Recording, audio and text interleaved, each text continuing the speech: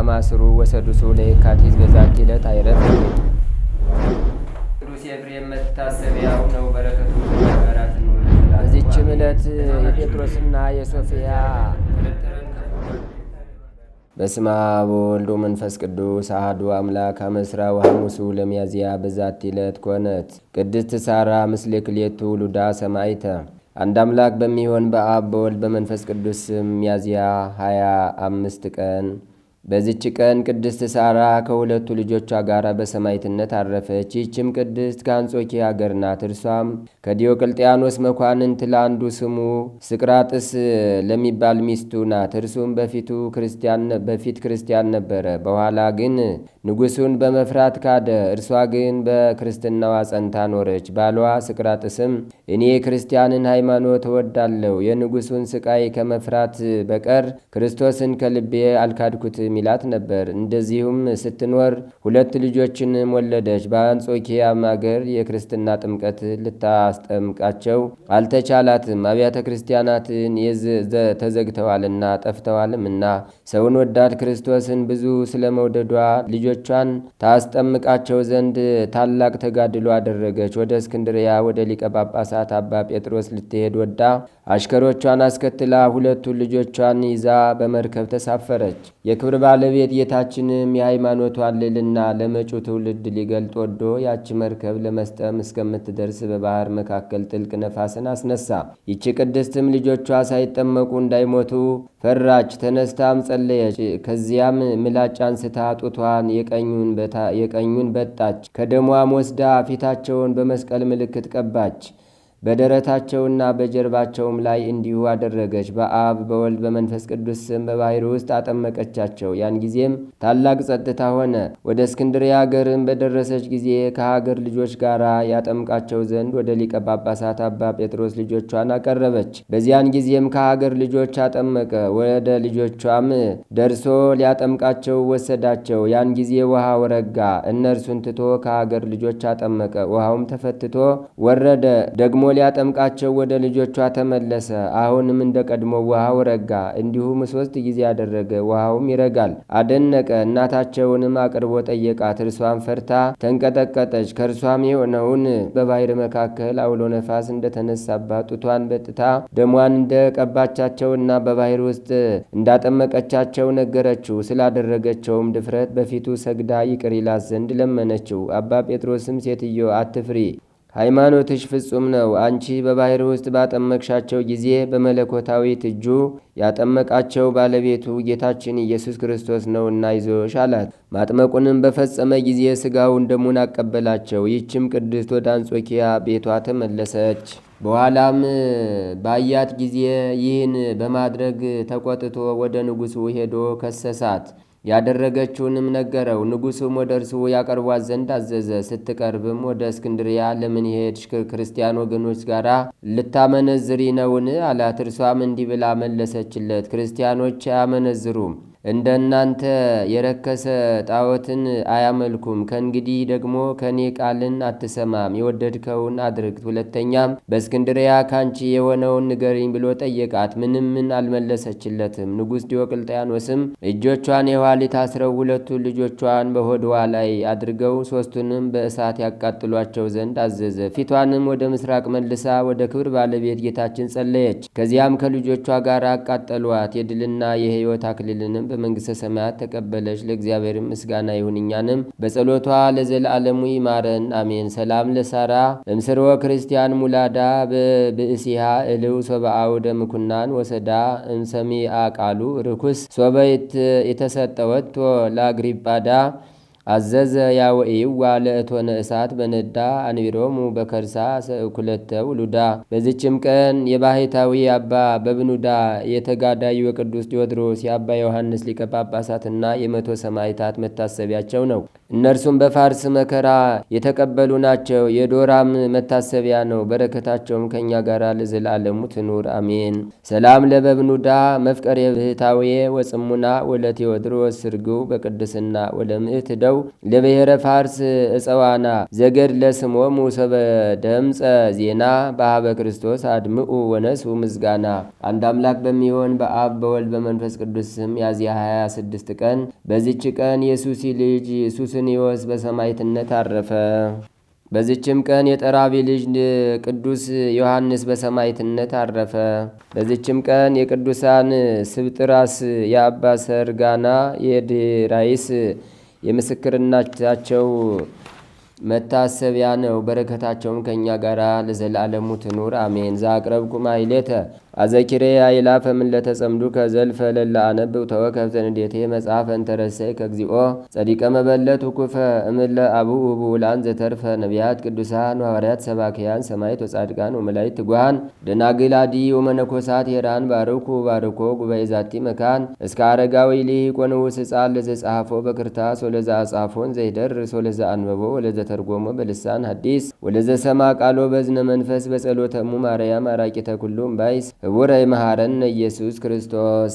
ተአምሪሁ ለቅዱስ መርቆሪዎስ ሰማዕት ጸሎቱ ወበረከቱ ያሉ ምስለ ኩልነ ህዝበ ክርስቲያን ለዓለም ዓለም አሜን። የቅዱሱና የብፁዕ የንጹሕ የአሸናፊ የተጋዳይ ሰማዕት መርቆሪዎስ ተአምሪ ነው። ጸሎቱና በረከቱ በህዝበ ክርስቲያን ላይ ጸንቶ ይኖር ለዘላለሙ አሜን።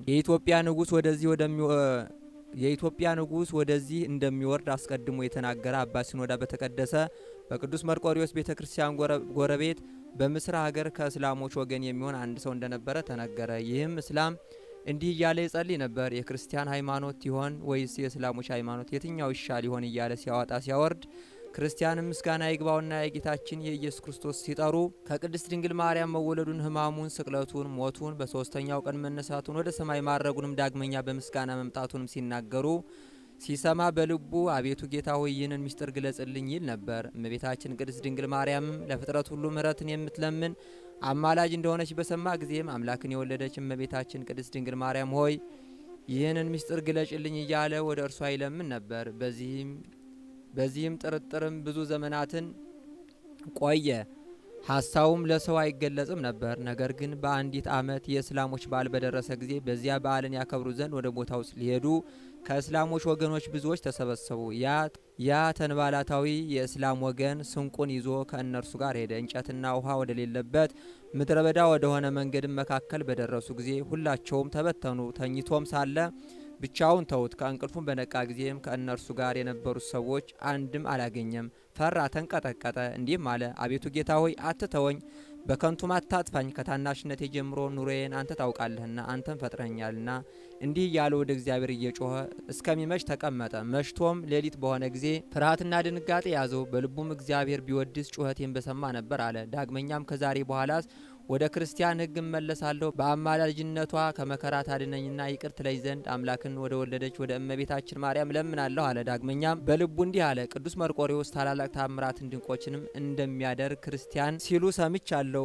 ዳግመኛም እመቤቴ ቅድስት ድንግል ማርያም ሆይ ከዚህ መከራ አድኖ ወደ ሀገሬ ያደርሰኝ ዘንድ ቅዱስ ሰማዕቱ መርቆሪዎስን ላኪው አለ። የሌሊቱ እኩሌታ በሆነ ጊዜ ማየት እስከ ተሳነው ድረስ ፊቱ ከፀሐይ 7 እጅ እያበራ ቅዱስ መርቆሪዎስ ተገልጾለት በጥቁር ፈረሱ ተጭኖ ነበር። እንዲህም አለው፣ የእግዚአብሔር ሰው ሆይ ሰላም ላንተ ይሁን። እነሆ ወደ ሀገርህ አደርስ ዘንድ እግዚአብሔር ወደ አንተ ልኮኛል። በፈረሴ ላይም ተጫን አለው። ይህንንም ብሎ በፈረሱ ላይ አፈናጠጠው። በሰማዕቱ በቅዱስ መርቆሪዎስ ስም የተሰራች የምስር ቤተ ክርስቲያን ወዳለችበት ሀገርም አደረሰው። የምህረት እናትና ይቅር ባይ አምላክን የወለደች እመቤታችን ቅድስት ድንግል ማርያም ስዕል ባለችበት ፊትም አቆመው። በዚያም ትቶት ሄዶ ዶሮ በጮኸ ጊዜ የቤተ ክርስቲያን ጠባቂ መጣና መብራቱን አብርቶ የቤተ ክርስቲያኑን የሚስጥር በር ከፈተ። በእመቤታችን ስዕል ፊትና ምስጋናም ይግባውና በጌታችን በኢየሱስ ክርስቶስ ስዕል ፊት እንዲሁ ከጥፋት የሚያድን ቅዱስና ብፁዕ በሆነ በሰማዕቱ በቅዱስ መርቆሪዎስ ስዕል ፊት መብራትን ሊያበራ ነው። ያ ሰውየም ለፍጥረት ሁሉ በምትራራ አምላክን በወለደች በእመቤታችን በቅድስት ድንግል ማርያም ስዕል ፊት ቆሞ አገኘው። ደነገጠና አንተ ሌባ ነህን? አለው። ያ ሰውየም እኔ ሌባ አይደለሁም አለው። ሊይዘውም ፈለገ። ያም እኔ በቤተ ክርስቲያን ጓሮ የምኖር አይደለሁም አለው። የሀገሪቱ ሰዎች ሰምተው ደነገጡ፣ አደነቁም። ሂደውም ለሊቀ ጳጳሳቱ ነገሩት። ሊቀ ጳጳሳቱም ሰምቶ ቅዱስ መርቆሬዎስን አመሰገነ፣ አከበረው። እንዲህም አለ። የምትሸከማቸው ሆይ እያለ ሊቀ ጳጳሳቱ ሕዝቡን የሆነውን ሁሉ እስክናውቅ ድረስ ዝም በሉ፣ ለማን አትንገሩ አላቸው። ያ ሰውም ወደ አስቄጥስ ገዳም ወሰዱት።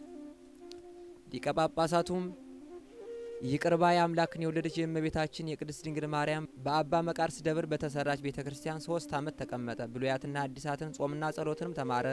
አምላክን የወለደች የእመቤታችን የቅድስት ድንግል ማርያም ውዳሴዋን፣ ቅዳሴዋን እንዲሁም የዳዊትን መዝሙር ሁልጊዜ ያደርስ ነበር። በየቀኑም አምላክን የወለደች በእመቤታችን በቅድስት ድንግል ማርያም ስዕል ፊትም ቆሞ ምሕረትን ከእርሷ ዘንድ ይለምን ነበር። እንዲህም እያለ ቅዱስ ስለሚሆን ስሙ ሰማዕት እሆን ዘንድ እንዲያጸናኝ ወደ ተወደደ ልጅሽ ለምኝልኝ። ከዚህም በኋላ ሊቀ ጳጳሳቱ ወዳለበት ሄዶ ከእነርሱ ተባረከ። እንዲህም አለው፣ አባቴ ሆይ እኔ ስለ ኢየሱስ ክርስቶስ ስም ሰማዕት እሆን ዘንድ ወድጃለሁ። አሁንም የብርሃን እናት የምትሆን በእመቤታችን በማርያም በወዳጁና በአገልጋዩ በቅዱስ መርቆሬዎስ እጅ እግዚአብሔር ያደረገውን ይህን ተአምር ልንገርህ። በእስላሞች ዘመዶች ፊትም የክርስቶስን ሃይማኖት አልክድም አለው። ሊቀ ጳጳሳቱም እንዲህ አለው፣ ልጄ ሆይ አንተ ይህንን አታድርግ፣ በግብፅ ታላላቆች በንጉሥ ፊት ሐዘን ይሆንብሃልና። እኔም እንዲህ ብዬ እምልልሃለሁ፣ ምልኩስናን ከወደድክ ሰማዕት ትሆናለህ። ከዚህም በኋላ ለቤተ ክርስቲያን ዲያቆን አድርጎ ሾመው። ስሙንም ገብረ ዋህድ ብሎ ሰየመው። መንፈስ ቅዱስም በላዩ ሞላበት። ስለ ሃይማኖትም እንዲሁ በኋላ ዘመን በመከራ ስለ መሳቱ ብዙ ድርሳናትን ደረሰ። ከዚህም በኋላ ወደ አባ እንጦንስ ሄደ። ብዙ ዘመንም ተቀምጦ ስለ ነፍስ መድኃኒት፣ ስለ ፍቅር፣ ስለ ትሕትና፣ ስለ ጥሩ ስራዎች ሁሉ ብዙ መጻሕፍትን ጻፈ። መምህርም ሆነ። በእጁ ብዙዎች ዳኑ። ዘመኑን በጨረሰ ጊዜ ፈጽሞ አረፈ። አባቶችም እዩ ወንድሞችም ይህንን ተአምር ልብ አድርጉ። በእግዚአብሔር ስም አምላክን በወለደች የእመቤታችን የቅድስት ድንግል ማርያም ጸሎቷና በረከቷ ታገኙ ዘንድ የኃያሉ የቅዱስ መርቆሬዎስን ኃይል ታገኙ ዘንድ ገብረ ዋህድን በበረሃ ከአራዊት ጋር እንደጠበቀው ወደ ቤቱም እንዳስገባው እንዲሁ ሁላችሁ ሰማያዊት ቤቱን ያስገባን ወደ ሰማያዊት ቤቱ ያስገባን ይህን የምስጋና ዋጋ በውስጧ የጨመረባት ነውና የአባታችን ጸሎትና በረከቱ ከሁላችን ጋር ይሁን ለዘላለሙ አሜን። ጌታ ሆይ ካንተ ወዴት እንሄዳለን? እንግዲህ ይህን ኃይለ ቃል የተናገረው የሐዋርያት አለቃ የነበረው ቅዱስ ጴጥሮስ ነው። ክብር ምስጋና ይግባውና ጌታችን መድኃኒታችን ኢየሱስ ክርስቶስ በመዋዕለ ሥጋዌው በዚህ ምድር ተዘዋውሮ በሚያስተምርበት ጊዜ የ5 ገበያ ሕዝብ ምናልባትም በቁጥር እስከ 5000 ሕዝብ በአንድ ጊዜ ክርስቶስን ይከተለው ነበር። ክርስቶስ ይከተሉት የነበሩትን ሰዎች ሁሉ ማንነት ስለሚያውቅ የሚከተሉበትንም ዓላማ ስለሚያውቅ በአንድ ስፍራ ላይ ይሄን የ5 ገበያ ሕዝብ ልብ መረመረ ክርስቶስ። ክርስቲያኖች እናንተ ቁጭ ብላችሁ እኔ ቆሜ ስንማር የእያንዳንዳችንን ልብ የሚመረምረው ክርስቶስ ነው። ክርስቶስ ልብና ኩላሊትን የሚመረምር አምላክ ነው። እንደምታስታውሱት የመጀመሪያው የእስራኤል ንጉሥ ሳኦል እግዚአብሔርን ባሳዘነ ጊዜ ከእግዚአብሔር በተለየ ጊዜ እግዚአብሔር ንግስናን ከሱ ቀምቶ ለእሴይ ልጅ ለዳዊት ለመስጠት ነገስታትን ይቀባ የነበረውን ሳሙኤልን ወደ እሴይ ቤት ልኮ ነበር። መጽሐፈ ሳሙኤል ቀዳማዊ ምዕራፍ 16 ላይ ስናነብ ሳሙኤልም ተልኮ ወደ እሴይ ቤት መጣ። እግዚአብሔር ከልጆች መካከል አንዱን ለንግስና መርጧልና እስኪ ንጉሥ የሚሆነውን አቅርብልኝ ብሎ እሴይን ጠየቀው። እሴይም ከልጆች መካከል ንጉሥ መሆን የሚችለው ግርማ ሞገስ ያለው ስታይ ፊቱ ያማረ አነጋገሩም ጥሩ የሆነው ኤልያብ ነው ብሎ ኤልያብን አቀረበ። ሳሙኤልም ስመለከት እውነት ነው፣ ይሄ ስታይ ንጉሥ መሆን የሚችል ነው፣ ግርማ ሞገስ አለው ብሎ ለመሾም ሲዘጋጅ ከሰማይ የእግዚአብሔር ድምፅ ወደ ሳሙኤል መጣ ይላል። ሳሙኤል ሳሙኤል ተው፣ ሰው እንዲያይ እግዚአብሔር አያይም፣ ሰው ፊትን እግዚአብሔር ግን ልብን ያያል አለው። ሰው እውነት ነው ፊትን ነው የሚያየው። ፊት ስልጣንን፣ ፊት እውቀትን፣ ፊት ሀብትን፣ ፊት ንብረትን፣ ፊት ወገንን ያያል ሰው። እግዚአብሔር ግን ልብን ያያል። ለዚህ ነው ልብና ኩላሊትን የሚመረምር አምላክ ያልነው። ልብ የሃይማኖት ማዕከል ነው። የእያንዳንዳችንን ሃይማኖት ማየት የሚችል እግዚአብሔር ብቻ ነው። ልብ የእውነት ማዕከል ነው። የእያንዳንዳችንን በልቡናችን ውስጥ ያለውን እውነት መመርመር የሚችል እግዚአብሔር ብቻ ነው። የአምስት ገበያ ሕዝብ በውስጡ አስቦ ይከተል የነበረውን ክርስቶስ ያውቃል። አንዳንዶቹ ለማድነቅ ብቻ ግርማ ሞገሱን አይተው ምን አይነት ነው ብሎ አርንቆ ለመመለስ ብቻ ይከተሉ የነበሩት ነበሩ። ሌሎቹ ደግሞ ለስጋዊ በሽታ ብቻ ከደዌ ዳኛ ከአልጋ ቁራኛ ብዙዎችን ይፈውስ ስለነበረ ለስጋዊ ፈውስ ብቻ ብለው ክርስቶስን የሚከተሉ ነበሩ። ሌሎቹ ደግሞ መምህር ነው፣ በዛውም ደግሞ የሚገስጽ አምላክ ነው፣ ከነገስታት ጋር ከባለስልጣናትም ጋር ለማጋጨት ጥቅስ ለመሰብሰብ ክርስቶስን ይከተሉ የነበሩ ነበሩ። አብዛኞቹ ግን ክርስቶስን ይከተሉ የነበሩት ስለሚበላ ምግብና ስለሚጠጣ መጠጥ ስለነበረ ከዚህ በፊት በዚያ ስፍራ ሲያስተምር 2 ዓሣንና 5 እንጀራን አበርክቶ አብልቶ ስለነበረ ክርስቶስ ስለ ምግብ ብቻ የሚከተሉት ነበሩ። የሁሉንም ልብ አየ ክርስቶስ፣ የሁሉንም ልብ መረመረ ክርስቶስ። ከዛ በኋላ እንዲህ አላቸው፣ ስለሚበላ ነገር ለምን ትከተሉኛላችሁ አለ። ስለሚበላ ነገር አባቶቻችሁ በምድረ በዳ መናን በሉ፣ ነገር ግን ሞቱ አለ። በሉ ሞቱ። ዓለም እንዲህ ነው፣ ትበላለህ ትሞታለህ። ሌላ ትርጉም የለውም። በስጋ ብቻ የምንመላለስ ከሆነ መጨረሻችን ይሄ ነው። በሉ አለ። ያውም ከሰማይ ሲወርድ የነበረውን እንደ ማር የሚጣፍጠውን መና እየሰበሰቡ ሕዝቤ ናቸው ብሎ 430 ዘመን በባርነት ከቆዩ በኋላ በዚያ ድቅድቅ በረሃ በሲና ምድረ በዳ ከሰማይ እያወረደ የሚመግባቸው መና ነበረ። በሉ ግን ሞቱ አለ። ከዛ ቀጥሎ ወደ ዋናው ትምህርት መጣ። ከሰማይ የወረድኩ እውነተኛ እንጀራ እኔ ነኝ አለ። ሥጋዬን የበላ ደሜን የጠጣ የዘላለም ሕይወት አለው አለ ክርስቶስ። ተመልከቱ፣ ሥጋዬን የበላ ደሜን የጠጣ የዘላለም ሕይወት አለው። ከሰማይ የወረድኩ እንጀራ እኔ ነኝ። ያኔ ደነገጡ ሰዎቹ።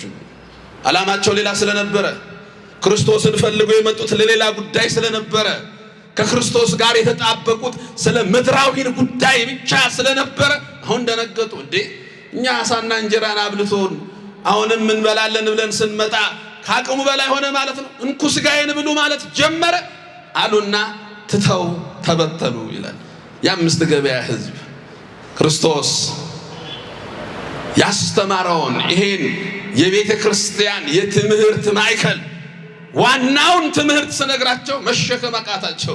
አሁን ብዙ ሰዎች ቤተ ክርስቲያን ስንመጣ እኛ የምንፈልገውን ሳይሆን ቤተ ክርስቲያን የምትፈልገውን ትምህርት ለመማር፣ ክርስቲያኖች ለሥጋ የሚስማማንን ሳይሆን ለዘላለም ሕይወት የሚጠቅመንን ትምህርት ለመማር፣ እኛ እግዚአብሔርን የምንፈልገው ለአንድና ለሁለት ወይም በምድር ላይ ለምንኖረው 60 70 ዓመታት ሳይሆን ለዘላለም ሕይወት ስለሆነ እርሱን ፈልገን ስንመጣ እርሱ የሚነግረንን ቤተ ክርስቲያን የምታስተምረንን የእርሱን ትምህርት ለመስማት መምጣት አለብን።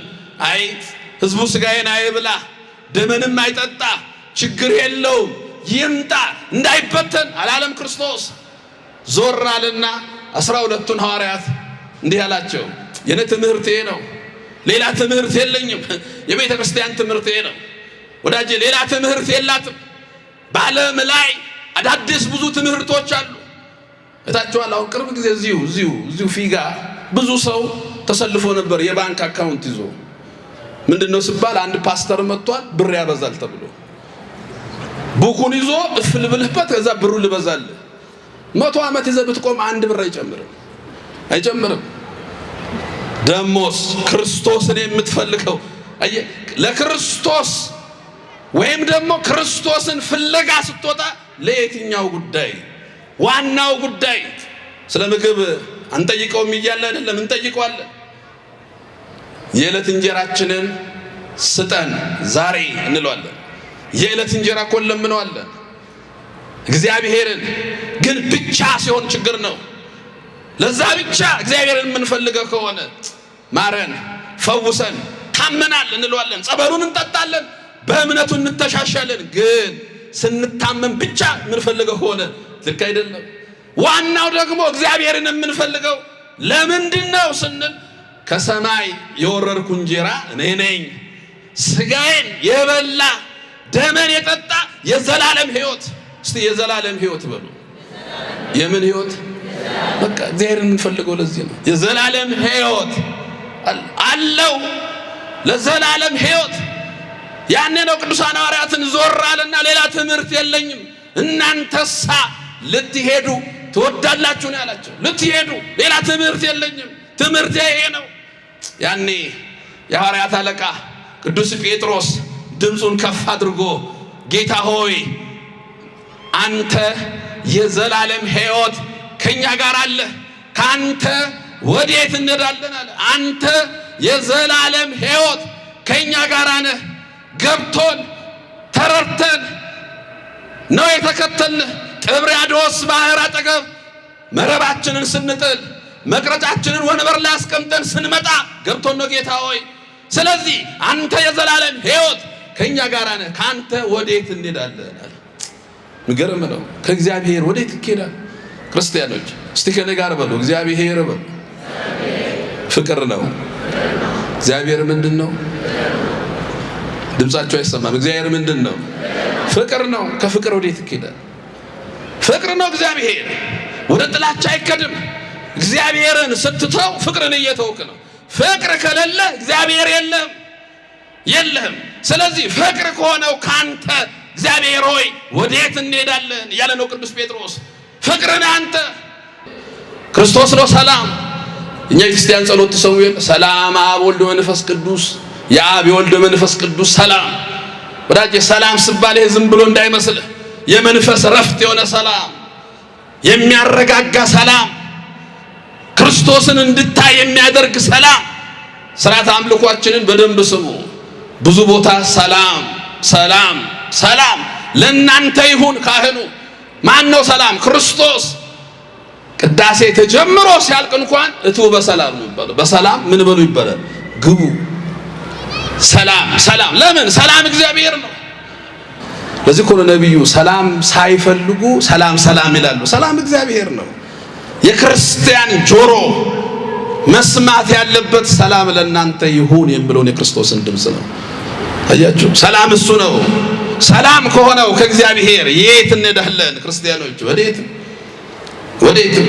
እኛ እኮ ዛሬ 20 ሺህ ብር የገባ ጤፍ ነገ ጠዋት 5000 ብር በገባ ምንድነው የምንለው? እግዚአብሔር ይመስገን ጤፉ ቀነሰ ነው የምንለው ወይስ ጤፉ ጥንቡን ጣለ ነው የምንለው? ጤፉ ጥንቡን ጣለ ነው ሰው። ለምን የምፈልገው ምንም እንዲህ አይነት ነገር ብዙም እግዚአብሔር ይመስገን ብለናል ለምደው። ይሄ ነው ውስጣችን ሰላም ስንል እግዚአብሔርን ስታመሰግነው አንተ አየህ፣ ስትጠራው እግዚአብሔርን ወደ አንተ ስታስጠጋው እግዚአብሔርን ደስ ስልህ ብቻ አይደለም፣ ስታዝንም እግዚአብሔርን ደስ ስልም እግዚአብሔርን ጥራው።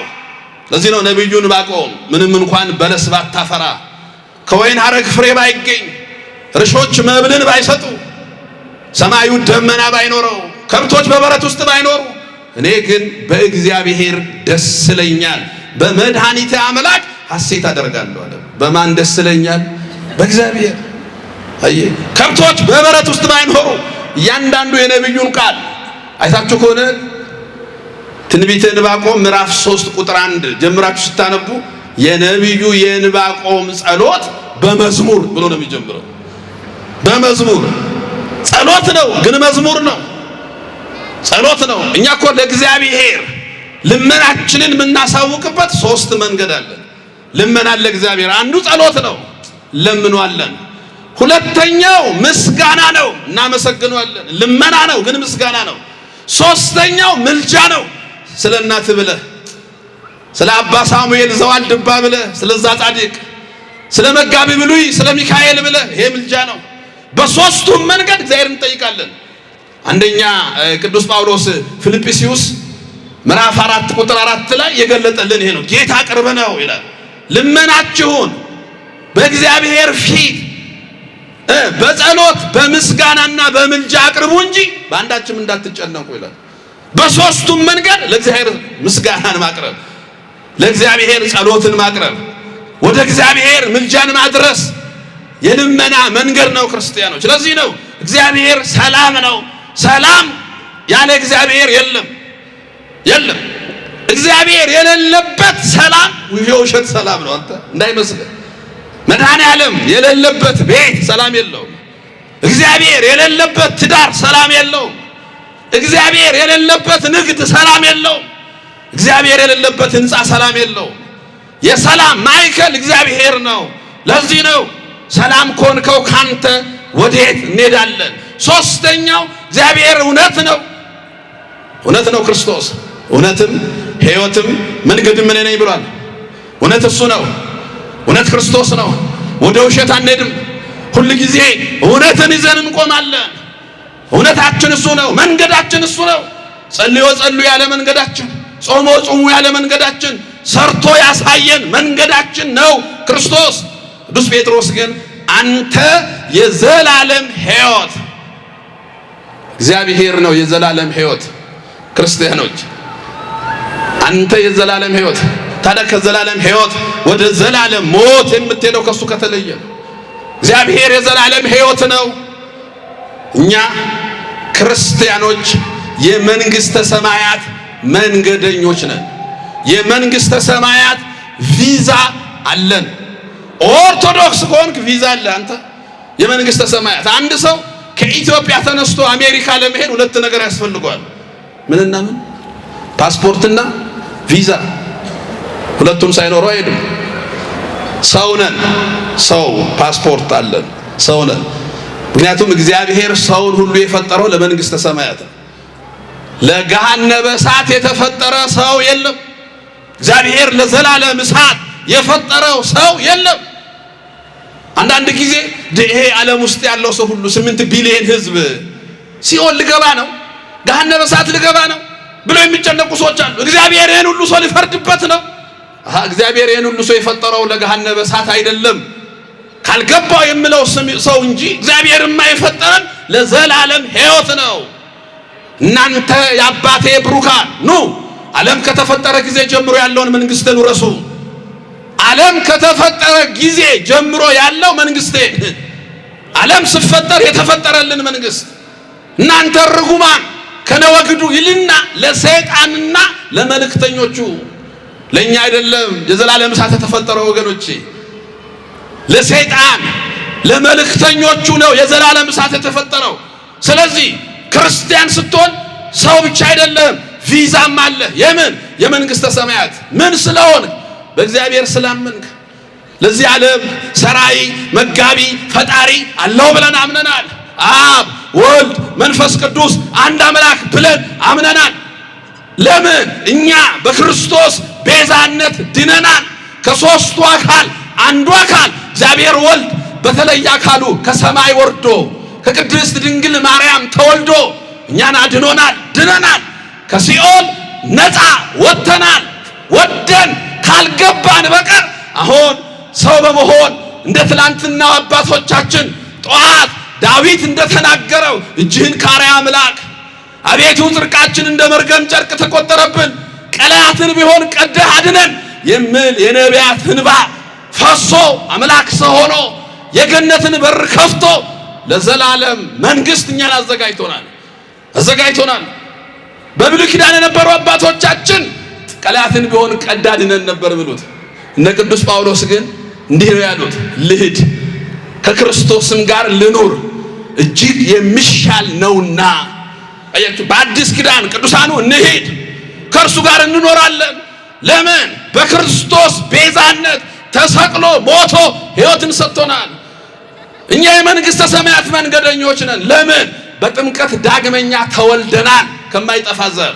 እኛ የመንግስተ ሰማያት መንገደኞች ነን። ለምን? በቅባ ሜሮን የመንፈስ ቅዱስ ማደሪያ ሆነናል። እኛ የመንግስተ ሰማያት መንገደኞች ነን። ለምን? በስጋውና ደሙ ታትመናል። ለዚህ እኮ ነው ቅዱስ ጳውሎስ ዕብራውያን ምዕራፍ 12 ቁጥር 18 ጀምራችሁ ስታነቡ እንዲላል፣ አይዟችሁ በርቱ፣ ወደ ጽዮን ተራራ ወደ ሕያው እግዚአብሔር ከተማ በደስታው ለተሰበሰቡ ወደ መላእክት ኅብረት ወደ ጻድቃኖችም መንፈስ የሁሉ ዳኛ ወደ ሆነው ወደ ክርስቶስ ቀርባችኋል። አይዟችሁ በርቱ። መንገደኛ ማለት እሱ ነው። እየተጓዛችሁ ነው፣ በርቱ። ወዴት ነው የምትጓዙት? በደስታ ወደ ተሰበሰቡ ወደ መላእክት ኅብረት፣ ወደ እነ ቅዱስ ሚካኤል፣ ወደ እነ ቅዱስ ገብርኤል፣ ወደ ጻድቃኖች መንፈስ፣ ወደ እነ አባ ሳሙኤል ኅብረት። ተመልከቱ፣ የሁሉ ዳኛ ወደ ሆነው ወደ እግዚአብሔር ወደ ክርስቶስ ቀርባችኋል። የኛ ጉዞ ወደዛ ነው። ለምን? የኛ መዳረሻ የዘላለም ሕይወት። ታዲያ ፍቅር ከሆነው፣ ሰላም ከሆነው፣ እውነት ከሆነው፣ የዘላለም ሕይወት ከሆነው ከክርስቶስ እኛን የሚለዩ 4 ነገሮች አሉ። እነዚህን 4 ነገሮች አጠር አድርገን እናያለን። ከሱ እንዳንለይ። ምክንያቱም ከሱ ከተለየን አሁን ያለው ሕይወት የለም፣ ፍቅር የለም፣ ሰላም የለም፣ የዘላለም ሕይወት የለም። ከእግዚአብሔር ጋር ካልሆን የእግዚአብሔርን መንግስት መውረስ አንችልም። ከሱ የሚለዩን 4 ነገሮች፣ አንደኛውና የመጀመሪያው የአይን አምሮት፣ የስጋ ፍላጎት ይባላል። እስቲ በሉ የአይን አምሮት በሉ። ድምጻቸው አይሰማም። የስጋ ፍላጎት። አዎ ይሄ ከእግዚአብሔር ይለያል። ይሄን ዮሐንስ በመልእክቱ አንደኛ ዮሐንስ ምዕራፍ 2 ቁጥር 15 ላይ ገልጾታል። ሰውን ከእግዚአብሔር የሚለየው የአይን አምሮት፣ የስጋ ፍላጎት። በእኛ ቤተ ክርስቲያን ቅዳሴ ሲቀደስ በደንብ ሰምታችሁ ከሆነ መቼም ክርስቲያን የሆነ ሰው ሰንበት ተኝቶ ቤቱ አያረፍድም፣ ወይም ሰንበትን ሳያስቀድስ አይቀርም። የታወቀ ምክንያት ደዌ ካልከለከለው በቀር ኦርቶዶክስ ሆኖ ሰንበት ቤተ ክርስቲያን ካልመጣ፣ በበጉ ሰርግ ካልተሳተፈ፣ ቀራንዮን ሄዶ ካላየ ችግር ውስጥ ወይ ታሟል ነበር። ወዳጅ ጉባኤ መጥተህ ካላስቀደስክ ጉባኤው አይጠቅምህም። ምንም ሺህ ጊዜ መጥተህ ዘምረህ ማታስቀድስ ከሆነ አይጠቅምህም። በበጉ ሰርግ ላይ መገኘት አለብህ። ቀራንዮ ሞሪያ ተራራ፣ አብርሃም ይስሐቅን የሰዋበት ተራራ ቀራንዮ፣ ሞሪያም እሱ ነው። የተፈጠርነውም እዛው ቀራንዮ ላይ ነው። የሚገርማችሁ እግዚአብሔር ሰውን ከምድር አፈር ሰራው። የት? ቀራንዮ ላይ። እግዚአብሔር አዳምን የፈጠረው ቀራንዮ፣ አዳም ሞቶ የተቀበረው ቀራንዮ፣ ክርስቶስ ሰውን ተሰቅሎ ያዳነው በቀራንዮ። በብሉይ ኪዳን የነበረው ያ አብርሃም ይስሐቅን የሰዋበት ተራራ ሞሪያ ቀራንዮ፣ እሱን ሁሉ አንድ ላይ የሚያሳየን ቅዳሴው ወደ በጉ ሰርግ መጓዛችንን የሚያሳየን ቅዳሴ ላይ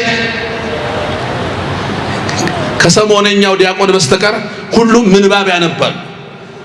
ገባረ ሰናዩ ካህን ወንጌል ያነባል። ወንጌል ከማንበቡ በፊትም ካነበበ በኋላ እንደየወንጌሉ የሚለው ነገር አለ። ንፍቁ ቄስ የሐዋርያትን ሥራ ያነባል። ከማንበቡ በፊትም ካነበበ በኋላም የሚለው ነገር አለ። ገባረ ሰናዩ ዲያቆን የቅዱስ ጳውሎስን መልእክት ያነባል። ከማንበቡ በፊትም ካነበበ በኋላም የሚለው ነገር አለ።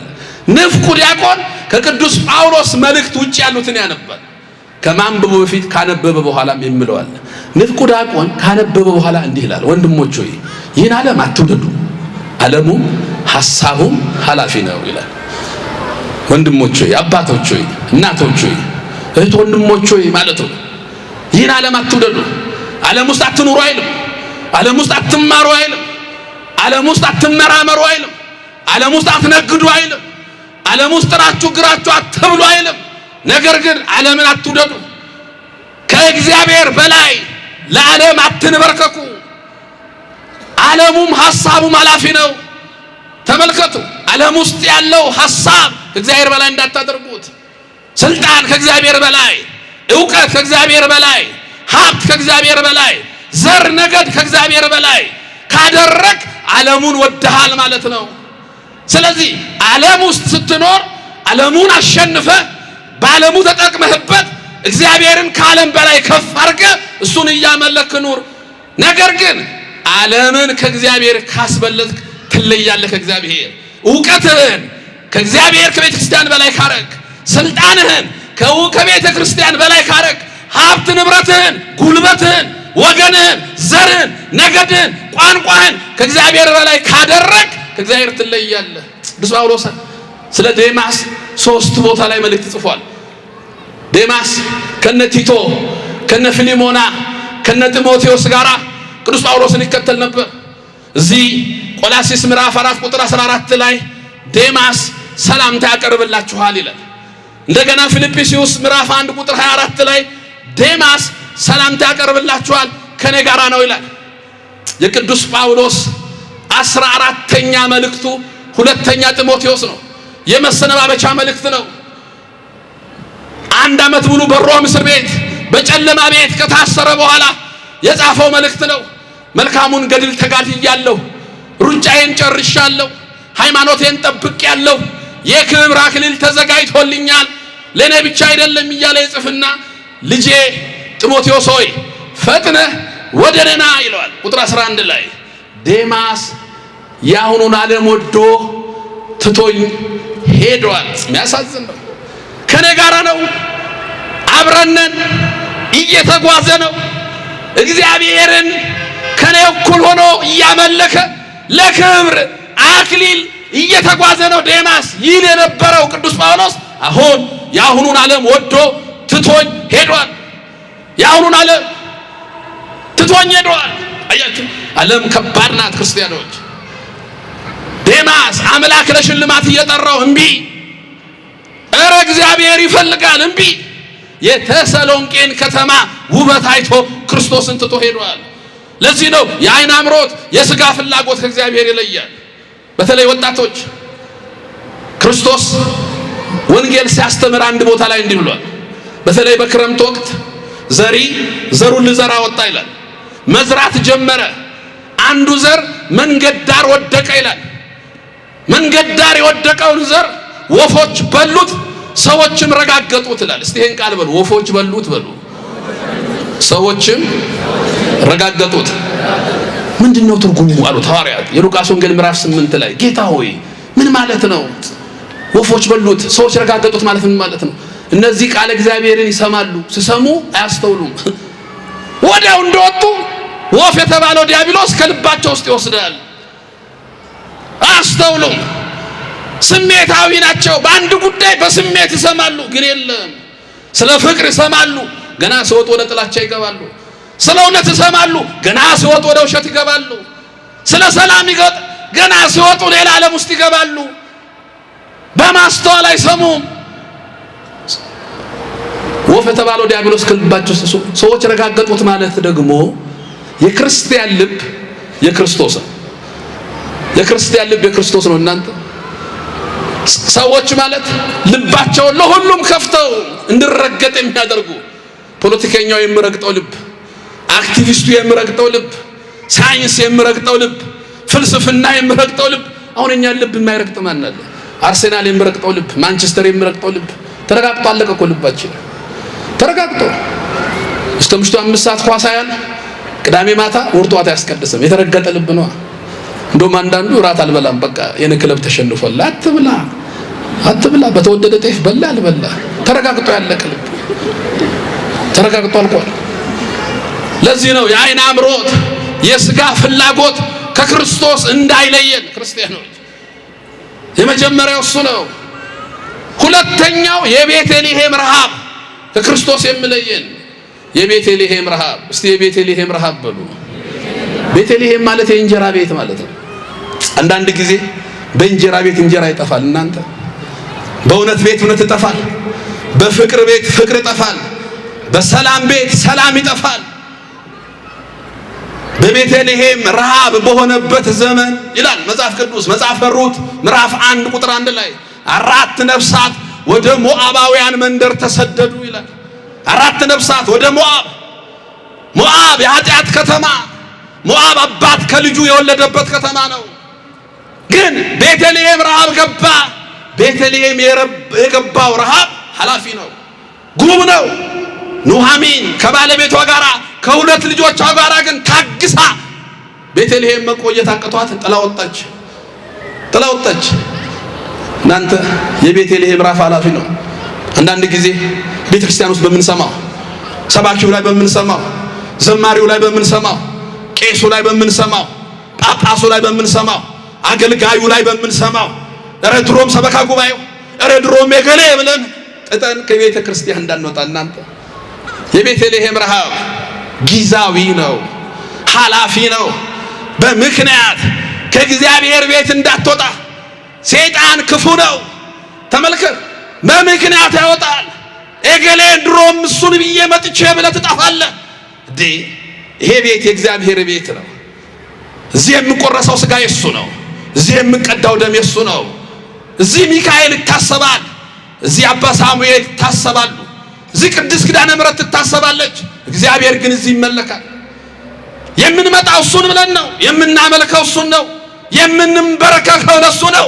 የምንሰግደው ለሱ ነው። አምላካችን እሱ ነው ወዳጄ። ስለዚህ በቤተልሔም ረሃብ ወደ ሞዓብ መንደር የሚሰደዱ ሰዎች እየበዙ ነው። እናንተ የቤተልሔም ረሃብ አይታችሁ ከሆነ ኑኃሚን እግዚአብሔር ቤተልሔምን ባሰበ ጊዜ ተመልሳ መጣች። ባለቤቷም ልጆቿም የሉም፣ ባዶ እጇን መጣች። ኑኃሚን አሏት። ኑኃሚን አትበሉኝ፣ ደግ አትበሉኝ፣ ጣፋጭ አትበሉኝ፣ ማራ በሉኝ። ስወጣ ምኑ ነበርኩ፣ ስመለስ ባዶዬን ተመለስኩ አለች። አሁን ሕይወቴ መሯል። ቤተልሔም እያለሁ ሙሉ ነበርኩ። እናንተ እዚህ ከሆነ ሙሉ ነን። ከቅዳሴው ጋር ከሆነ ሙሉ ነን። ከስብከቱ ጋር ከሆነ ሙሉ ነን። ከቤተ መቅደሱ አገልግሎት ጋር ከሆነ ሙሉ ነን። ከዚህ የወጣ ቀን ግን ባዶ አሳ ከባህር የወጣ ቀን መኖር አይችልም። ክርስቲያንም ከቤተ ክርስቲያን ሕይወት ከእግዚአብሔር በምክንያት የተለየ ቀን መኖር አይችልም። ታስታውሳላችሁ፣ ደብረ ታቦር ተራራ ላይ ቅዱስ ጴጥሮስ ተመለከተ። ሙሴና ኤልያስ ከሰማይ መጡ። እሱ አለ፣ ሐዋርያቱ አሉ፣ በመሃላቸው ክርስቶስ አለ። አሁን ሥርዓተ ቅዳሴያችን አይታችሁ ከሆነ 2 ቄስና 3 ዲያቆን ነው የምንቀድሰው። 2ቱ ካህናት የሁለቱ ነቢያት ምሳሌ ናቸው። 3ቱ ዲያቆናት የ3ቱ ሐዋርያት ምሳሌ ናቸው። መሃል ላይ መንበሩ አለ፣ መሃል ላይ ታቦቱ አለ፣ መሃል ላይ መስዋዕቱ ራሱ ክርስቶስ አለ። አማናዊት ደብረ ታቦር ናት ቤተ ክርስቲያን። አየ ሙሴ፣ አየ ኤልያስን፣ አየ ሐዋርያትን፣ አየ የነቢያትን አምላክ፣ አየ የሐዋርያትን አምላክ ክርስቶስን። ከዛ እንዲህ አለ ቅዱስ ጴጥሮስ፣ ጌታ ሆይ ከዚህ ተራራ አታውርደናል። እስቲ በሉ ጌታ ሆይ በሉ እስቲ። ጌታ ሆይ ከዚህ ተራራ አታውርደን። ማህሌቱ ከሚሰማበት ተራራ አታውርደን። ቅዳሴው ካለበት ተራራ አታውርደን። ቅዱሳን ከምታሰቡበት ተራራ አታውርደን። እናት ድንግል ማርያምን ከምናከብርበት ተራራ አታውርደን። መላእክትህን ከምናይበት ተራራ አታውርደን። ጌታ ሆይ እዚህ መሆን ለእኛ መልካም ነው። እናንተ ከዚህ ተራራ ላለመውረድ መታገል። የቤተልሔም ረሃብ አንዳንዴ ገፍቶ ያወጣሃል። ሶስተኛው ከእግዚአብሔር የሚለየን ሰው በመሆን የሚገጥመን ፈተና ነው። ሰው በመሆኑ ከፈተና ውጭ አይሆን። ረሃብ ብመጣ፣ ጦርነት ብመጣ፣ በሽታ ብመጣ፣ መሰደድ ብመጣ፣ የምድር መናወጥ ብመጣ ሰው ስለሆን ከዚህ ነፃ አንሆንም። ይሄ አንዳንዴ ከእግዚአብሔር እንዳይለየን አይታችኋል። ትንሽ መሬት ስትንቀጠቀጥ ካለንበት ፎቅ ሮጠን ነው የምንወርደው። ረግቡ በማርያም ኧረ አልገባም እንላለን። አየህ የእግዚአብሔር እጅ ላይ ነው ያለው። አሁን አንዳንድ ጊዜ በሰራ ነው ቤት ውስጥ ያለን ይመስላችኋል አይደል? አይሆንም። እሱ እጁን ትንሽ እንዲካረገ ሮጠን የምትወጣው ግባ፣ አልገባም፣ አትገባም። ለምን? ያለነው በመድኃኔዓለም እጅ ላይ ነው፣ በሱ እጅ ላይ ነን። ታስታውሳላችሁ የኮሮና ዘመን ቤተክርስቲያን መግባት ሁሉም በየቤቱ ተቀምጦ ሰው ታክሲ ውስጥ እንኳን ስለ ወራጅ አለ እንለን ነበር እየደነገጠ። ብዙ ሰው ታሽጓል ነበር። አፋችን ተሳድበን ስላስቸገርን ነው እኮ እግዚአብሔር አፋችንን አሽጎ ሰው ሁሉ እንደምን አደራችሁ ጸጥ የለም። ይሄ ሰው በመሆን አስታውሳለሁ ያኔ የጤና ባለሙያዎች አዲስ አበባ ሀገረ ስብከት ላይ መምህራነ ወንጌልን ሰብስበው ኢትዮጵያ ውስጥ ቢያንስ በአንድ ዓመት እስከ 300,000 ሰው ይሞታል በኮሮና ብለው ነበር። ለህዝቡ አስተምሩ፣ በቃ እንግዲህ የሚሞቱ አይታወቅም። ለምን ተብሎ ሲጠየቁ እኛ ያለን ኦክሲጅን ጥቂት ነው፣ 100 አይሞላም። ስለዚህ በአንድ ጊዜ 1000 ሰው ብታመም 990 ሰው ይሞታል። ምተርፈው 10 ሰው ነው በኦክሲጅን ነው የምንኖረው። ስናይ ግን ኦክሲጂን የነበራቸው እነ ፈረንሳይ፣ ኦክሲጂን ያላቸው እነ ቻይና፣ ኦክሲጂን ያላቸው እነ ጣሊያን በብዙ ሺህ ሰዎች ሲሞቱ የኛ ኦክሲጂን መድኃኔዓለም ነበርና የተባለው አልሆነም። ክብር ምስጋና ይግባው። ኦክሲጂናችን እሱ ስለነበረ የጠራ ነው እሱ ስለነበረ ብዙም ፈተና አልገጠመን። ግን በዛ ምክንያት እንኳን ከእግዚአብሔር የተለየ ሰው አለ። ሸሽቶ ፈርቶ ሰው በመሆን ፈተና አለ ሁሉ ጊዜ ክርስቲያኖች። ያ ከእግዚአብሔር እንዳይለየን መጠንቀቅ ያስፈልጋል። አራተኛውና የመጨረሻው ከእግዚአብሔር የሚለየን ክርስቲያን በመሆን የሚመጣ ፈተና ነው። ክርስቲያን ክርስቶስ በወንጌል እንዲህ ይላል፣ በዓለም ሳላችሁ መከራ አለባችሁ፣ ነገር ግን አይዟችሁ እኔ ዓለምን አሸንፌዋለሁ ይላል።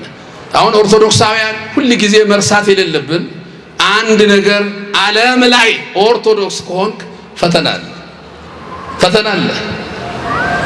ይሄንን እንዳትረሱ። ለምን እንዳትል ይኖራል። ይኸው ክርስቶስ ነገረን፣ በዓለም ሳላችሁ መከራ አለባችሁ። ለምን የእሱ ከሆንክ ሰይጣን ይፈትንሃል። እንደ ሰው ልማድ አንዋጋም ነው ያለው ቅዱስ ጳውሎስ። መንፈስ ነው ባለጋራችን፣ ጠላታችን ዲያብሎስ ነው። ለዚህ ነው ኤፌሶን ምዕራፍ 6 ቁጥር 14 ላይ ውጊያችን ከስጋና ከደም ጋር አይደለም፣ ከዚህ ጨለማ ዓለም ገዢ ከርኩሳን መናፍስት ጋር ነው። የእግዚአብሔርን ዕቃ ጦር ጋሻ አንሱ፣ ወገባችሁን በእውነት ታጥቃችሁ፣ የጽድቅን ጥሩር ለብሳችሁ፣ የመዳንን ራስ ቁር ደፍታችሁ፣ በሰላም ወንጌል ተጫምታችሁ፣ የመንፈስን ሰይፍ ያዙ። ትጥቅ ነው። ትጥቅ አይታችኋል፣ ትጥቁን እንዴት እንዳስታጠቀን። ወገባችሁን በእውነት ዝናር አለው ወታደር። የክርስቲያን ዝናር እውነት እግዚአብሔር ነው። ወገብህን የምትታጠቅበት የጽድቅን ጥሩር በሱ ካመንክ በኋላ የምትሰራው የጽድቅ ስራ፣ የመዳንን ራስ ቁር ተመልከት። አንድ ሰው ጭንቅላቱን ከተመታ መትረፍ አይችልም። በጥይት ጭንቅላቱ የተመታ ሰው አይተርፍም። ክርስቲያንም የመዳን ራስ ቁር እውነተኛውን የእግዚአብሔርን የማዳኑን ስራ በአእምሮ ከያዘ የፈለገ ነገር ቢሆን አይሸነፍም። የሰላምን ወንጌል ተጫምታችሁ፣ ወንጌል የሰላም ነው። የክርስቶስን ወንጌል ተጫምታችሁ፣ ከዛሳ የመንፈስን ሰይፍ ያዙ። ቀጥለህ የመንፈስ ሰይፍ ዲያብሎስን የምትቆራርጥበት እርሱም የእግዚአብሔር ቃል ነው ይላል። ዝማሬ የመንፈስ ሰይፍ ነው። እናንተ ቅዳሴው የመንፈስ ሰይፍ ነው። ጾሙ የመንፈስ ሰይፍ ነው። ጸሎቱ የመንፈስ ሰይፍ ነው። ዲያብሎስን የምታሸንፍበት። የተሸነፈ አእምሮ የለውም ክርስቲያን። እየሞትን የምናመልከው አምላክ፣ እየተሰደድን የምናመልከው አምላክ፣ እየተጠላን የምናመልከው አምላክ መድኃኔዓለም ኢየሱስ ክርስቶስ ክብር ምስጋና ይግባው፣ ክብር ምስጋና ይግባው። እንዲህ ሆነን የምናመልከው አምላክ። ኦርቶዶክሳውያን የሞተ ስነ ልቦና የለም። ክርስትና እኮ ክርስትና ምንድን ነው ያለው ቅዱስ ዮሐንስ አፈወርቅ? ኢየሱስ ክርስቶስ ቤተ ክርስቲያንን መስቀል ላይ መሰረታት አለ። ምን ላይ መሰረታት? መስቀል ላይ። ራሱ ክርስቶስ መጥቶ ከመስቀል ላይ እስከሚያወርዳት ድረስ መስቀል ላይ ሆና ትጠብቋለች። በቃ መስቀል ላይ ነው ያለነው። በደሙ የዋጃት እግዚአብሔር ክርስቲያን መስቀል ላይ ነው ያለነው። ከዚህ መስቀል በስብሰባ አንወርድም። በዚህ መስቀል ዝማሬ ትተን ተደብቀን አንወርድም። ከዚህ መስቀል የሚያወርደን ራሱ ክርስቶስ ነው። ክብር ምስጋና ይግባው። ራሱ ተመልሶ መጥቶ የሚያወርደን ከመስቀሉ የሚያወርደን ክርስቶስ ነው። ራሱ ተመልሶ። ለዚህ እኮ ነው እኛ ሁለት ቤተክርስቲያን አለ እንድናለን። አንደኛ በተጋድሎ ላይ ያለች ሚሊታንት ቸርች የምንለው፣ ሁለተኛ ድል አድራጊዋ ዮሐንስ። ያችን ድል አድራጊዋን ቤተክርስቲያን ከእንግዲህ ለቅሶ የለም ይላል፣ ረሃብ የለም፣ መሰደድ የለም፣ መጨነቅ የለም። የት ዛኛው ቤተክርስቲያን። በዚህኛው ሐሳብ በተጋድሎ ውስጥ ባለችው ክርስቲያን ረሃብ አለ፣ በሽታ አለ፣ መሰደድ አለ። አዎ ይሄን ሁሉ ችለህ ከማን ጋር ትኖራለህ? ከክርስቶስ ጋር። እኛ ማዕተብ አንገታችን ላይ ነው የምናስረው ክርስቲያኖች። እስቲ ማዕተብ ያላችሁ ትምህርቴን ጨረስኩ፣ እጃችሁን አውጡ። እስቲ አንገታችሁ ላይ ማዕተብ ያላችሁ፣ እሺ የሌላችሁ ምን ይባላል? ሰው ወርቅ ከሆነ አንገቱ ላይ ያለው ሻወር ሶስት ዳሉ ወርቁን እንዳንጠልጥሎ ነው የምታጠበው እንዲያየ። ለምን ሲባል ሰይጣን ወርቅ ይሰውራል ተብሏል። ወርቅ ሲሆን እንዲያየ ነው የምታጠበው። ማዕተብ ሲሆን ወይ ባለፈው ነበር እኮ ባለፈው መቼ እንደተቆረጠ ማያስታውሰው። እኛ ማዕተብ እጃችን ላይ አናስረን። ለምን አንድ ሰው እጁ ተቆርጦ መኖር ይችላል አይችልም? አንድ ሰው አንገቱ ተቆርጦ መኖር እንደማይችለው ሁሉ እኛም ክርስቲያኖች ኦርቶዶክሳውያን ያላንተ መኖር አንችልም ስንል ነው አንገታችን ላይ ማተብ የምናስረው። ክብር ምስጋና ይግባው። ያላንተ መኖር አንችልም። ዓለም እንዳይም አይደለም፣ ዓለም እንዳይልን አይደለም። ለዚህ ነው ጌታ ሆይ አንተ የዘላለም ሕይወት ከኛ ጋር ነህ፣ ካንተ ወዴት እንሄዳለን? ያስተማረን እግዚአብሔር ክብር ምስጋና ይግባው። ይቆየን። ወስብሐት ለእግዚአብሔር። ከቅዱሳን ረድኤት በረከት ያሳትፈን። ሌሊቱን የባረከ አምላክ መዓልቱን ባርኮ ቀድሶ ሰላም ቀን ያውለን።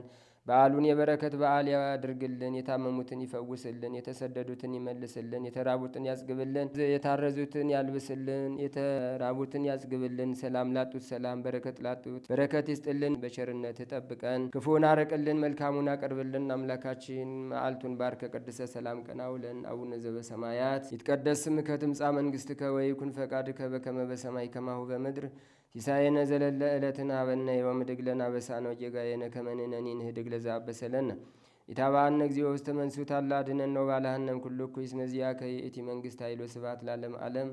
በሰላመ ቅዱስ ገብርኤል መልአክ በወግዝእትየ ማርያም ሰላም ለኪ ድንግል በህሊናኪ ወድንግል በሥጋኪ እመ እግዚአብሔር ጸባኦት ሰላም ለኪ ብሩክት አንቲ እምአንስቶ ብሩክ ፍሬ ከርሥኪ ተፈሥሒ ፍሥሕት ወምልዕተ ጸጋ እግዚአብሔር ምስሌኪ ሰአሊ ወጸልይ ምህረታ በፍቅር ወልኪ ኢየሱስ ክርስቶስ ከመ ይስራይ ለነ ኃጣውኢነ ተማኅፀነ ብኪ ኦ እግዚእ ኢየሱስ ክርስቶስ ስራይ ኃጢአቴ ወኃጢአተ ኩሉ ሕዝብ ከማይሰራ ኃጢአት እግዚአብሔር ይፍታ።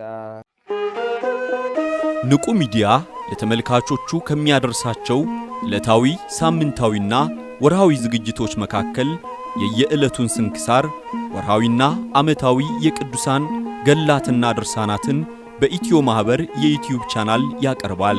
የየዕለቱን ስንክሳር ባሉበት ሆነው በማድመጥ እንዲሁም ወርሃዊና ዓመታዊ የቅዱሳንን ዜና ሕይወታቸውን በማድመጥ ከቅዱሳኑ በረከትና ረድኤት እንዲያገኙ ንቁ ሚዲያ የሁል ጊዜ ምኞቱ ነው።